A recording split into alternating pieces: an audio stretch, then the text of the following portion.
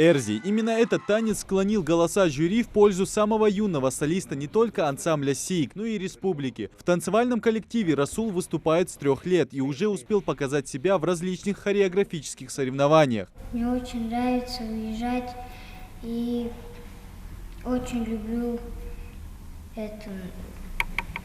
фестивали, конкурсы. Здесь есть твои кубки какие-нибудь? Да, есть. Уже успел много их выиграть? Очень. Четкие и выверенные движения. Задор танцора не может оставить никого равнодушным. Несколько месяцев без репетиций не помешали стать победителем заочного фестиваля в ожидании чуда. Выступаю живую на сцене, и мне бывает очень сложно и волнительно. Этот танец был Эрзи. Это самый мой любимый танец из всех, которые у меня есть. Я уже очень скучаю, хочу репетировать с моим учителем, руководителем.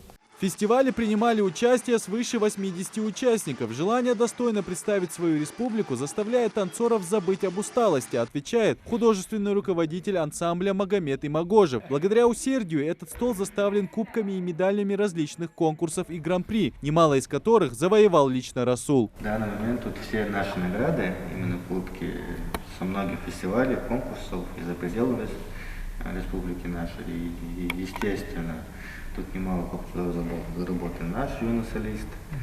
В данный момент Расул участвовал в международном фестивале онлайн в Москве под названием «В ожидании чуда».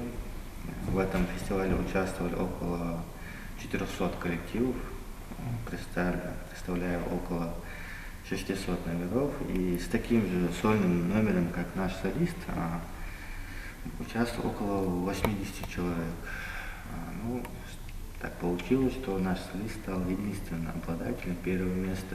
Дети и весь коллектив очень соскучились по полноценным занятиям и выездам на различные конкурсы и фестивали. Самое главное – не растерять сноровку и наверстать упущенное время. Судя по запланированному расписанию, 2021 обещает быть по-настоящему танцевальным. Идрис Ижиев, Магомед Шаухалов, Новости 24.